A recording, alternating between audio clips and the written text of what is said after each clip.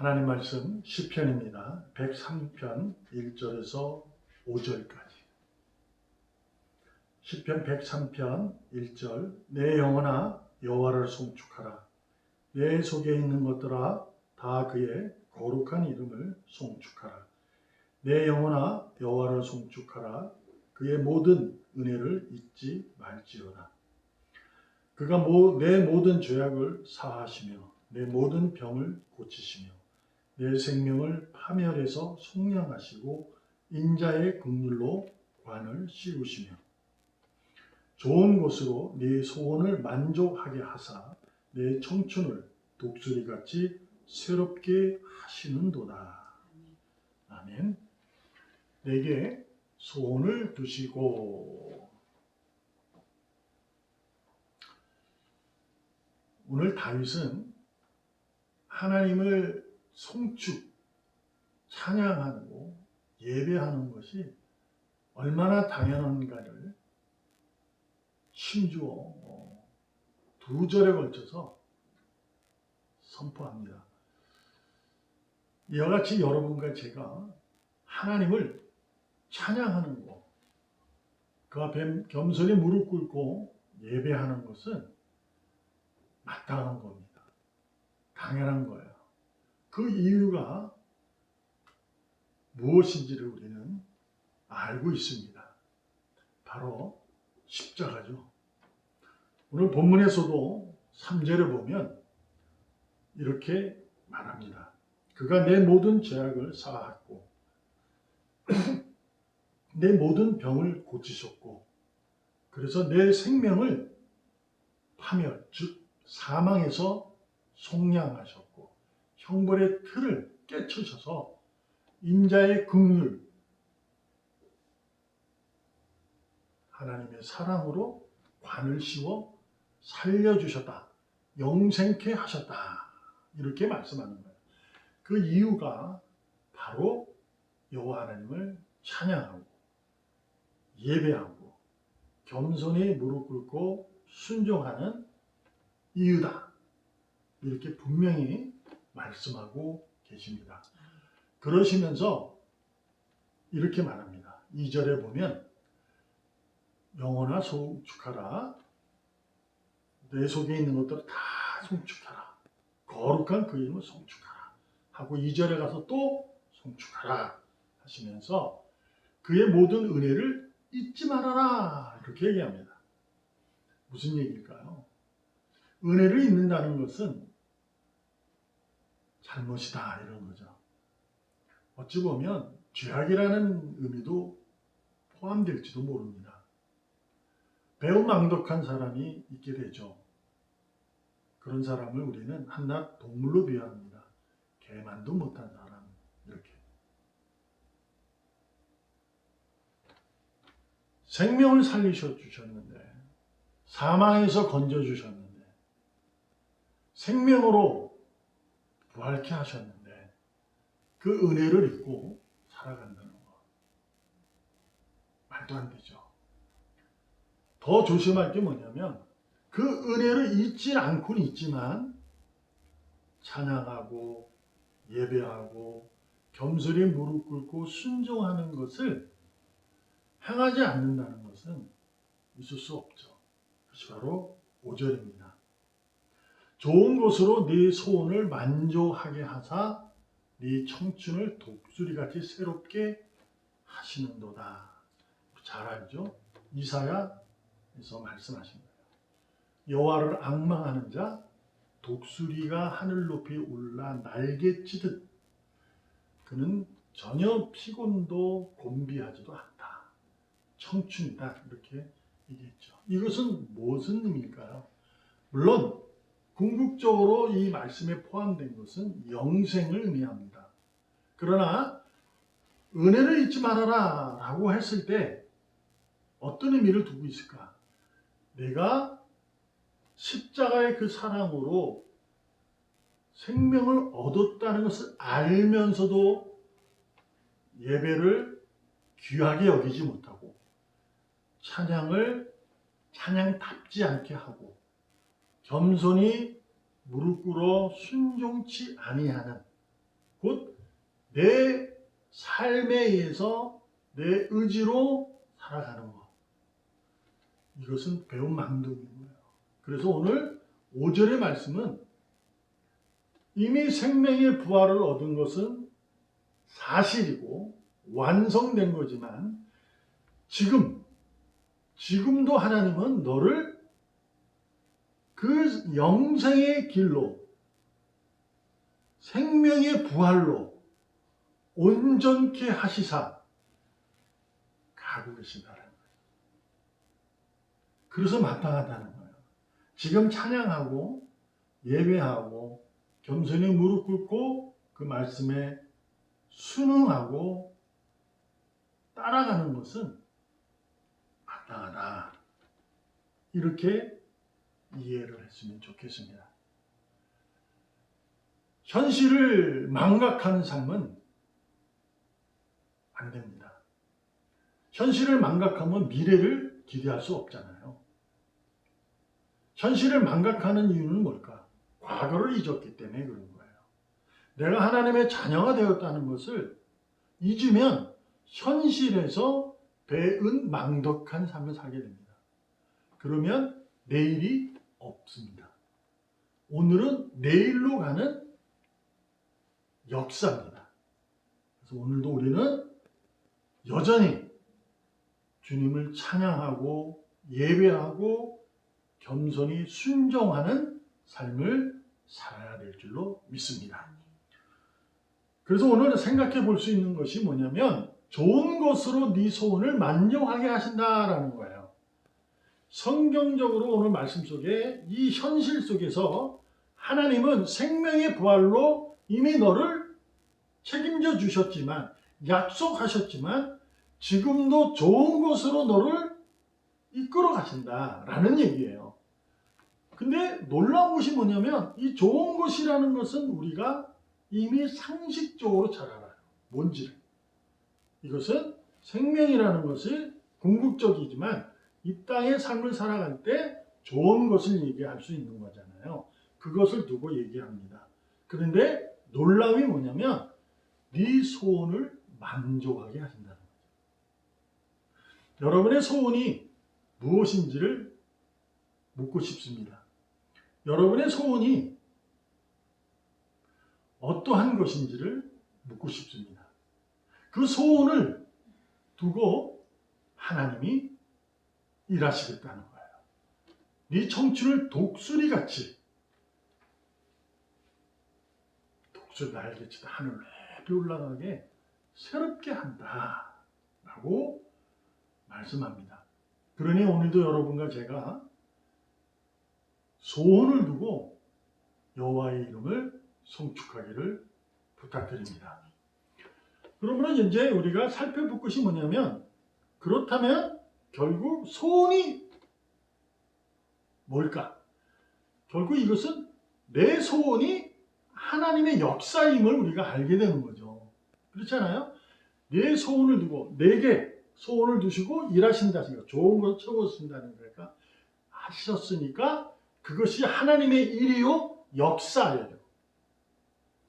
이것을 바울은 빌립보서 2장 13절에 우리가 너무나도 좋아하고 잘하는 말씀이에요. 너희 안에서 행하시는 하나님이시니 자기의 기쁘신 뜻을 위하여 너희에게 소원을 두고 행하게 하신다 라고 말씀하셨어요. 그러니까 하나님께서는 하나님의 신실한 자녀 영혼에게는 자신이 계획하고 이루할 기쁘신 뜻을 신실한 영혼의 소원을 두고 그것을 소원화하여 일한다 그거죠. 그러니까 여러분이 가지는 지금의 소원이 있을 거예요. 가정의 편안함, 자녀의 내일의 안위, 직장의 사업장의 번성, 뭐 그런 거 말입니다. 우리 소원. 그런 것을 하나님의 기쁘신 뜻을 위해 두었다 그 얘기예요. 그러니까 내가 소원을 그 가정의 평안함을 이루어내면 하나님의 역사예요. 믿습니까? 자녀의 앞날이 아니 되면 그 소원을 하나님이 일하신다 그 얘기예요. 직장과 사업장의 번성을 두고 일하면 하나님이 일하신다 말씀하셨습니다. 여러분의 소원이 바로 하나님의 구원의 역사인 줄로 믿습니다. 하나님의 약속이 나를 통해서 내가 소원하는 기쁘신 그 소원하는 대로 주님의 기쁘신 뜻이 이루어지는 것일로 믿습니다. 우리가 나쁜 소원을 가지고 일하지는 잘 않잖아요. 권력을 갖겠다. 소원이잖아요. 좋은 의인 거예요. 그러나 그것이 권력이 나중에 악용되면 안 되잖아요. 그죠? 권력을 소원하는 것은 하나님의 기쁘신 뜻일 수 있지만 그 뜻을 두고 일하게 하신다는 것은 어떠한 결과를 드러내느냐라는 차이가 있게 되잖아요. 그러니까 내가 권력을 원했고 무엇을 좋은 것으로 원해서 소원을 두고 최선을 다해서 일하면 하나님이 일하시는 거예요. 그거를 만족하게 하시는 거예요. 근데 그것을 주었는데 그것을 악용하면 하나님의 기쁘신 뜻을 위해서 주은 건데 그 뜻을 하나님의 기쁘신 뜻이 아닌 자기의 뜻을 위해 쓰여진다면 그건 어떤 것일까? 잘못된 것이라고 우리는 이해할 수 있는 거예요. 그래서 우리가 믿음의 선배님들 또한 우리 시대에 같이 사는 믿음의 우리 동력자들 중에 권력을 가지게 되었고 이러한 사람들이 많아요. 돈도 많고. 근데 그분들이 악용되었을 때는 욕을 먹잖아요. 조롱을 당하고. 그러나 기독교인들이 그러한 권력과 명예와 돈을 가지고도 선용을 하는 사람들에게는 사람들도 칭찬을 일색하게 되는 거죠. 그러한 것을 두게 됩니다. 그러므로 내가 소원을 두고 그 소원이 이루어지게 해서 일하는 것, 바라고 하는 것은 절대로 기복이나 기독교의 신앙이 아니지 않습니다. 맞는 거예요. 그래서 아주 중요한 것을 베드로가 말씀합니다. 베드로전서 4장 1절에 보면 이렇게 말합니다. 그리스도께서 이미 육체의 고난을 받으셨으니 너희도 같은 마음으로 갑옷을 삼으라. 이는 육체의 고난을 받은 자는 죄를 그쳤다. 라는 거죠. 자, 예수님이 십자가의 고난을 당했으니 너희가 육체로서 고난을 당하는 것, 그것은 죄를 그쳤기 때문이다라는 거예요. 이것은 이제 어떤 의미냐? 내가 세상에 미움을 받는 것, 기독교 신앙과 조롱을 받는 것은 죄가 그쳤기 때문인 거예요. 그거는 맞아요. 그런데 기쁘신 뜻을 위해서 내 소원을 두고 일했는데 욕을 먹는다. 이거는 그와 같지 않아요. 죄가 그친 모습이 아니라는 거죠. 그래서 중간에 너희도 같은 마음으로 갑옷을 삼으라. 갑옷이라는 의미를 우리가 두었을 때 성경에 보면 갑옷은 말씀의 갑주, 그러니까 말씀으로 무장을 해라 이런 의미로 우리가 잘 이해하고 있잖아요. 그러니까 말씀을 입는 거예요. 근데 중요한 단어가 같은 마음이라는 거죠. 일치하는 마음이에요.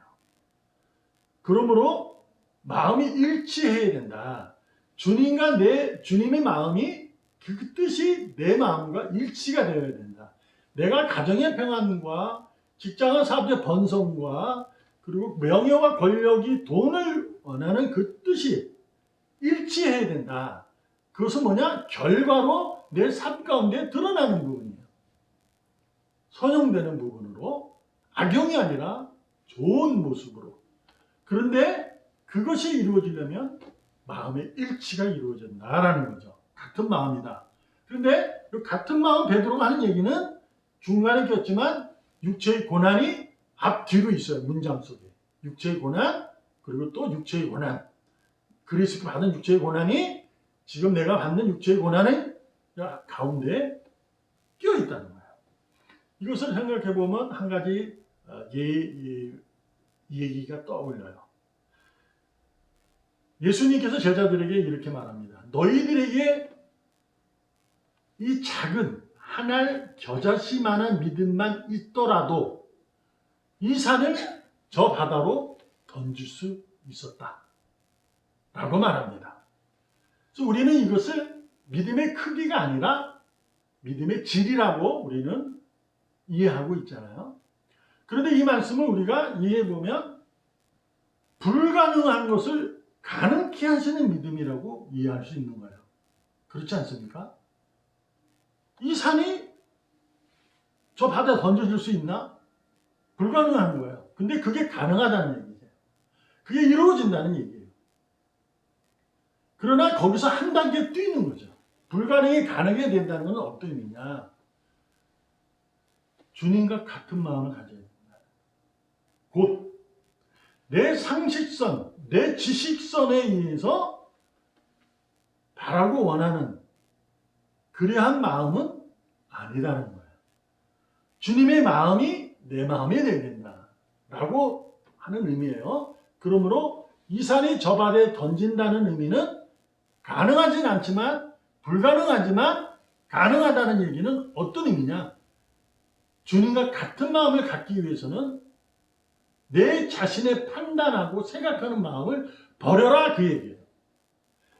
제자들이 하는 얘기는 겨자씨 한 알만한 믿음이라는 것은 너가 가진 그 생각, 너가 가진 판단하는 믿음, 그 마음을 버려라는 거예요. 내 마음이어야 된다. 주님이 기쁘신 뜻을 내게 소원을 두셨다는 얘기는 같은 마음이라는 거예요. 그것은 내 마음속에 있는 생각, 판단을 버려라는 거예요. 곧 가정의 평안을 원하는 것은 내가 판단하고 생각하는 그 결과를 말하는 것이 아니다! 이 얘기예요. 직장과 사업장의 번성이라는 것도 마찬가지예요. 내가 생각하고 판단하는 믿음에 의한 결과 아니다 이 얘기죠. 주님이 기쁘신 뜻을 위해서 내 소원을 주님이 그 소원하게 하여 일하시는 겁니다. 결국 어떤 것일까? 내게 소원을 두고 일하시는 하나님을 믿는다면 우리는 매 순간 주의 이름을 송축하지 않을 수 없어요. 내가 가정의 평안을 기대한다면, 직장과 사업장의 번성을 기대한다면, 내가 돈과 명예와 권력을 기대한다면 하나님의 이름 찬양하지 않을 수 없어요. 내 속에 있는 것들 모두 동원해서 찬양해야 될 줄로 믿습니다. 그러므로 매 순간 여러분과 저는 주님의 기쁘신 뜻이 내 소원이 되었으니 나는 매일같이 항상 부지런한 자로 찬양을 그치지 말아야 될 줄로 믿습니다. 마지막으로 일의 좋은 결과만이 아니라 내 소원 주님의 기쁘신 뜻을 구원의 역사를 이루어가는데 내가 한 부분을 차지하고 있다는 그 자긍심을 가지고 오늘도 내게 맡겨진 그 일, 곧 내가 소원하는 그 일에 최선을 다할 수 있기를 주님의 이름으로 축복합니다. 결과에 집착하지 마시고 오늘도 주님의 자녀로 그 이름을 부르는데 송축하는데 영혼을 다해서 내 속에 있는 걸 다해서 요새 말로 영끌이라고 하잖아요. 영혼을 끌어모았듯이 영끌하여 주의 이름을 송축하기를 주님의 이름으로 축복합니다. 기도하겠습니다. 살아계시는 하나님 감사합니다. 오늘도 주님이 나를 통해서 일하시는 줄 믿습니다. 아버지, 우리의 소원이 신실하게 하시고 진실하게 하시고 진정성을 가진 헌신의 소원이 되게 하여 주시옵소서. 살아계시는 예수님의 이름으로 감사하며 기도합니다. 아멘.